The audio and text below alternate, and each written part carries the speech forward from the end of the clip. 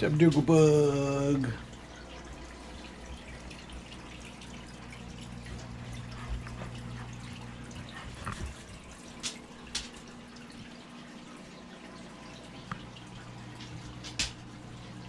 Joogie. Dougal. Wide angle view of the lizard room.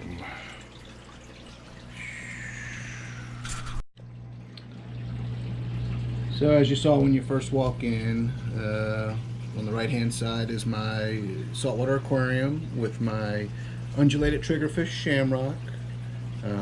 Somebody recently told me because there's a pattern on her snout, it's a female. I don't know if that's true or not, but she's going to be 11 years old next month, making her my longest cold-blooded pet that I have.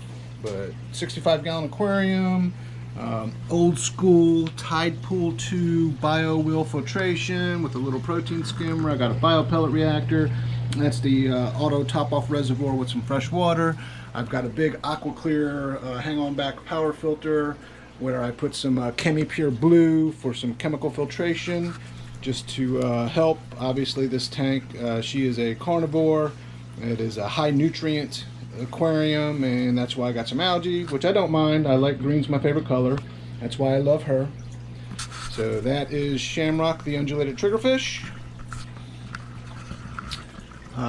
These two medium-sized Reptile, the one on the right here has Miss Priss, my female Anolis smallwoodi, who unfortunately has metabolic bone disease, or she had it. You know, she's doing better now. But when I first got my smallwoodi back in the end of 2016, early 2017, my first ever trio, I did an unboxing. My dream lizards. They came as a male and 2 females, and it turned out that I think she was the submissive female, and therefore I did not realize she wasn't getting prime basking opportunities, nor was she probably getting prime feeding opportunities, because I do supplement all of my feedings with calcium and D3 indoor just lightly so as not to overdo it. But when I finally noticed a couple months later, she went from being almost perfect to almost dead. With some TLC, I was able to get her where she is now very feisty. And she is, other than the damage that was done, and it's all my fault for not observing, but, and let's see, and this is my only holdback baracoae so far. Haven't named him yet. He hatched in about May of 2017, so he'll be 3 years old this spring. But that's a male. I'm hoping that the little one that I have is a female, because I would really love to have another pair of baracoae. Finally starting to get his colors. He's nowhere near as colorful as his parents, or specifically his dad, but he is finally starting to get his colors. All right. These are my two 12 by 12 by 18 inch tall Exoterras that I did the Bio Dude video on not too long ago, and these each house a gargoyle gecko. There's the, I don't know if you can see, that's the male, he's in that one. I don't know. Oh, here he comes. You coming out, big guy? You coming out? So he's in there. It's my wife's geckos. These two are my wife's, and the female is in this one. I do need to get a cleanup crew for these bioactive enclosures, some pods and some springtails. The plant's doing awesome. Here she is. She's always out. Let's see. There she is. She is beautiful.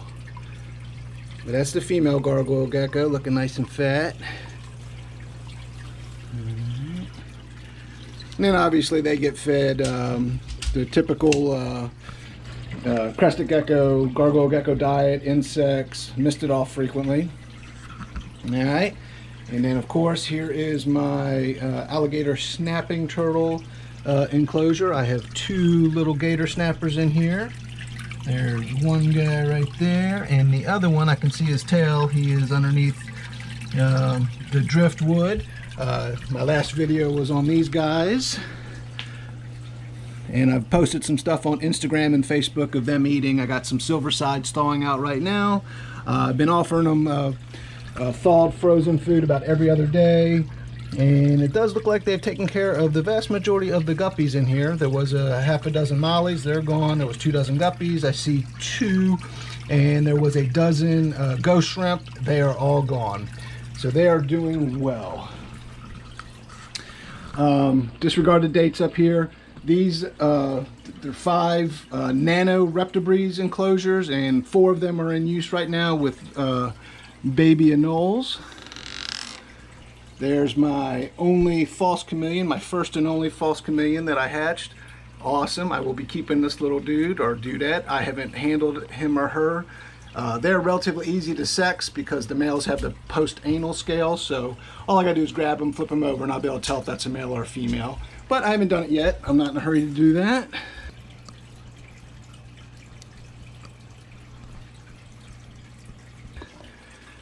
All of these 4 guys hatched in the fall of last year, and in this enclosure is a little baracoae, if she'll cooperate with me. Oh, I say she, I don't know if it's male or female, but whoa, oh, no. Nope, Dougal, get blue, come on. Dougal, no. Nope, see, this is what's Dougal. I'm holding back a Frenchton Dougal bug, and then over here is a Weimaraner, blue, and there is the baby night anole. Drama in the lizard room. Dougal.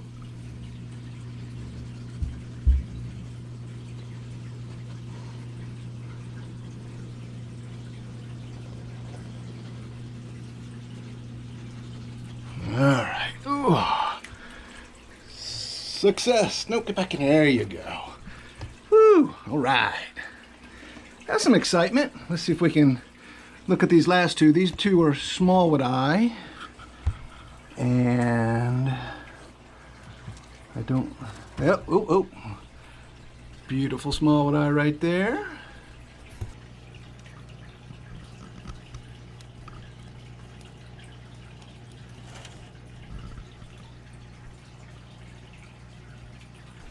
And I'll insert a clip. I think it was this guy who bounced out on the floor just the other day.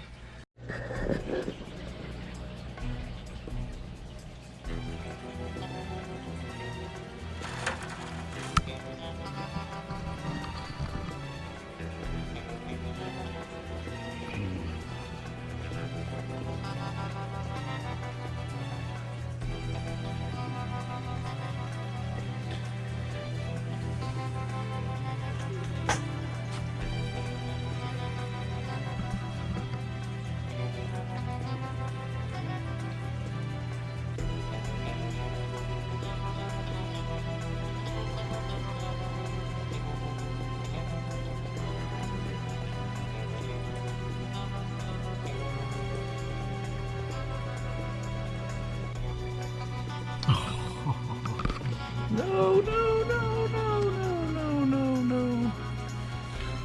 I'll see what happens when you try to be delicate. Oh! Alright, I gotta find this guy. Alright, so after tearing everything apart and putting it all back together, come on, little guy. Alright, ooh, vicious. Oh, no, don't lose your tail. Get in here. So this is probably about an hour later. And there's a beautiful little smallwoodi. And of course that's Siri, and I talked a little bit about her.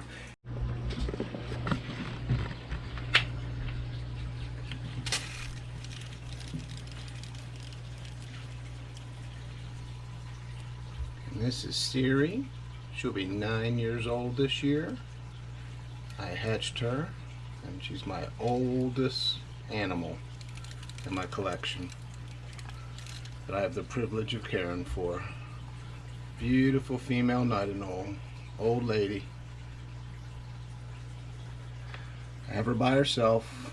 I don't want her to get unduly stressed. I had her with the other two females out in the garage, but I didn't see her very often, so I brought her in here. She's doing great. She's eating, she's drinking. She's got full spectrum light, basking spot, plenty of perches. But she is doing awesome. They're right, pretty girl. And that is Flop T. Talked a little bit about that one. This is Flop T. That's his affectionate name. He is a male Anolis smallwoodi. He hatched in 2017, so he'll be 3 years old. And his tail just, I don't know if you can see the little bend in it. And so I decided I was going to keep him. He's doing good. He's all by himself. Maybe I'll try to get him a girlfriend one day. But you can definitely tell he's all male, not just the color pattern.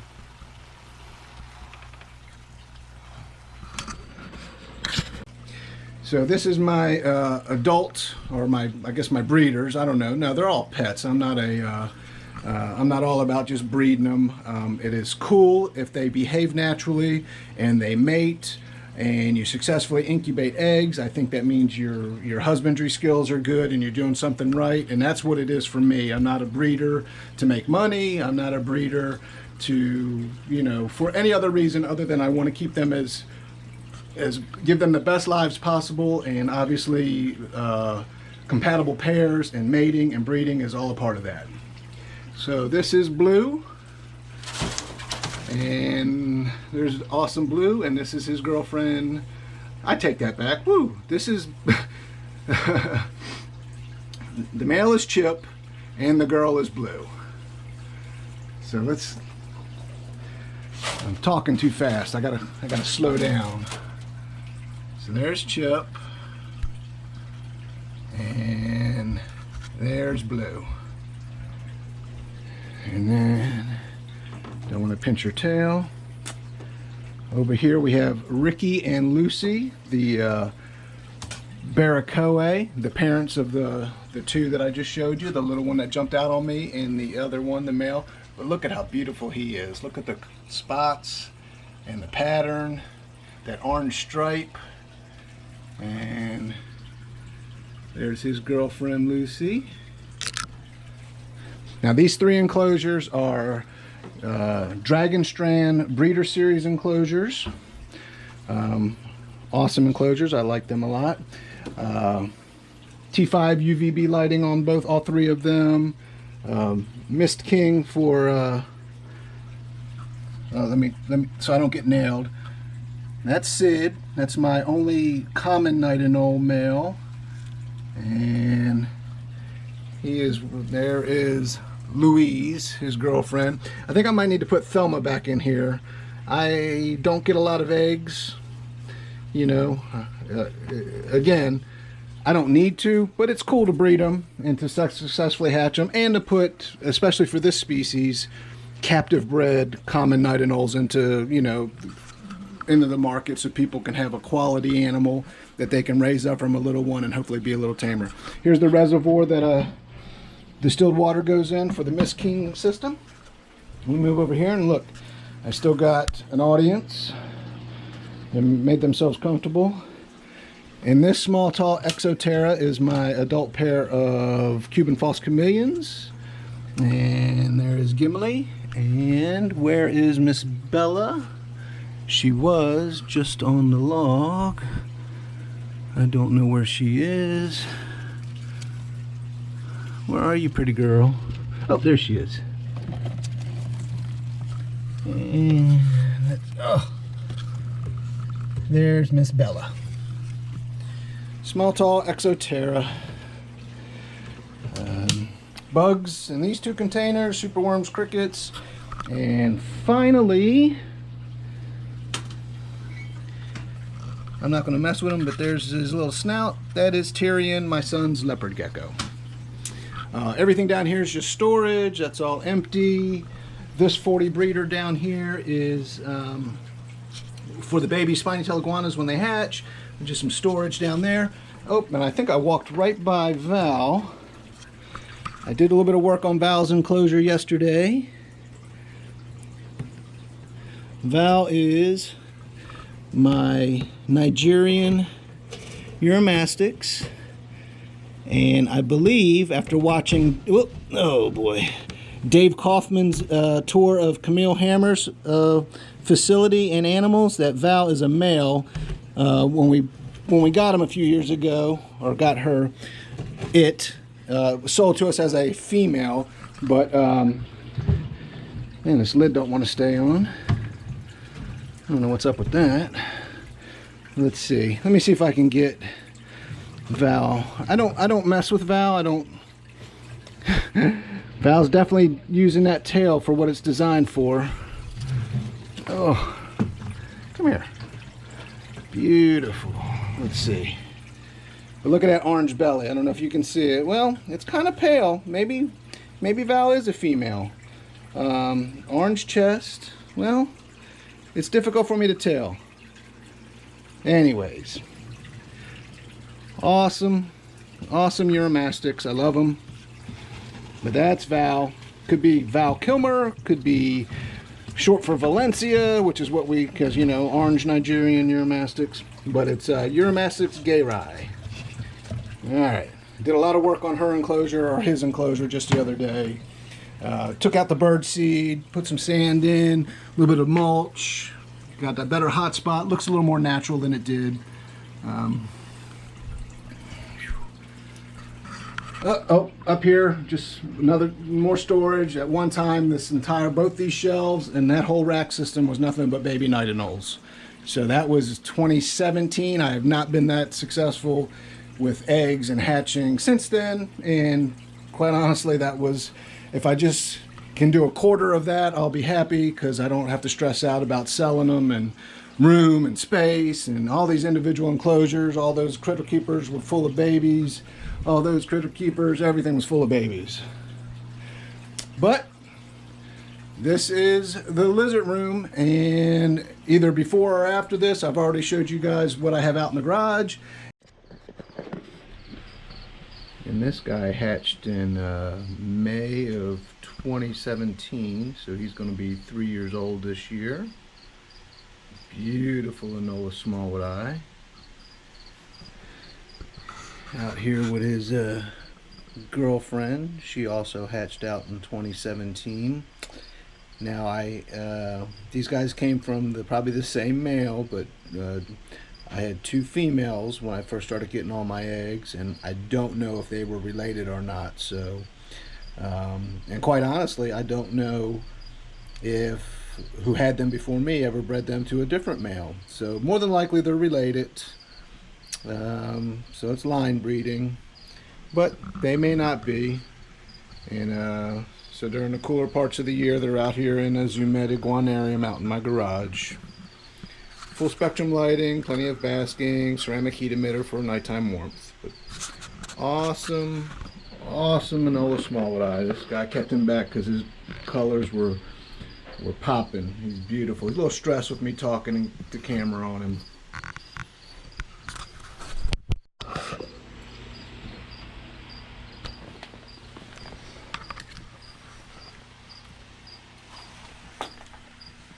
So Lucky loves her Missouri tortoise chow.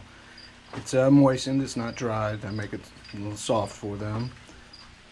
Hey, Big Indy, yours is coming, pretty girl. And let's go ahead and get Bossk and Tiamat.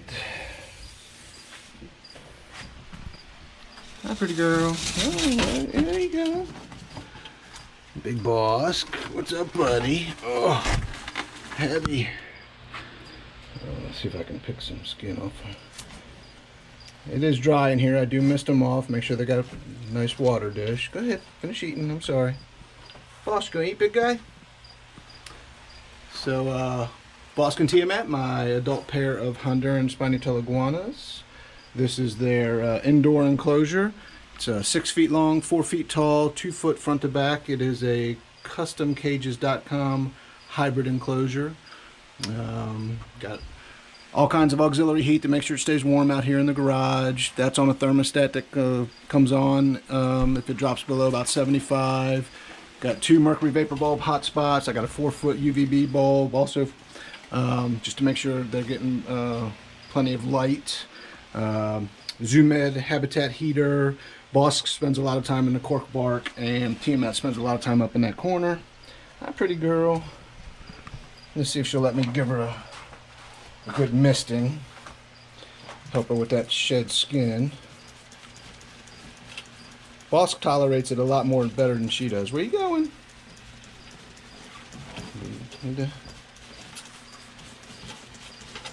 Where you going, pretty girl? Hi.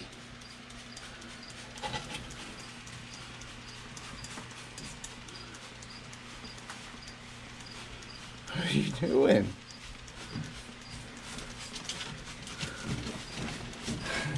And now she's going to go up to her hiding space. Alright. Hey, big guy. Let's see if Bossk wants a nice little spritzing. So cypress mulch is the substrate, but you guys will go back into some previous videos. I had a lay box for Tiamat, and that was a part sand mixture. And so she would kick it all out here. That's why it's so sandy and dusty in here, is from her kicking out substrate from the lay box. So I spot clean, pick up the poop when I see it, the big pieces, because big iguanas make big poop. Alright, big guy. So I'll come back in here in a little bit and all that Missouri will be gone. But awesome Bossk and awesome Tiamat. Yep. What are you doing, buddy? Trying to get away from me? Okay. So, that's why I got liner down. Indy just went to the bathroom, and Indy's still going to the bathroom. That's a copious amount of urine. And I'll sop it up and take with paper towels and take like a Lysol or a Clorox wipe to it, just to make sure it's, get the bacteria up and stuff. But that is a good sign. She's well hydrated. It's not white pasty urates, which would be a sign that she's not getting enough water. She does drink out of that water dish, and I do soak her periodically, but I do like seeing that, even though I'm not going to like cleaning it up here in a minute. But so for Lana, and she's in her dish, she gets some Missouri, and then she gets some Missouri that's also mixed with Timothy hay and orchard grass pellets, which is what Indy's about to get here in a second. So I'm trying not to step into tortoise pee. Alright. So this is Missouri and orchard grass and Timothy hay pellets, like you would get at a feed store, because that's exactly where I get it. And Indy loves it. Chowing down, big girl. Alright. And that's the flood. Maybe I need to rename you Noah. Anyway, and then the final enclosure out here in the garage is this extra large Reptile, and I'm going to try not to step in pee to get over here. This houses 2 female common night anoles, and they're doing great. But let's see. Get in there. There's one. I hope that's one. And the other one is all the way in the back corner back there. But that is the garage. Now let me clean up some pee. I'll be back. And come the spring, we'll do an update on the pond and the greenhouse and the outdoor lizard enclosures as well. Hope you guys had a great holiday season, starting off your new year awesome. And I hope you enjoyed a tour of all of the critters that we have here at the house, in the lizard room and in the lizard room annex, which is the garage. So until next time, take care.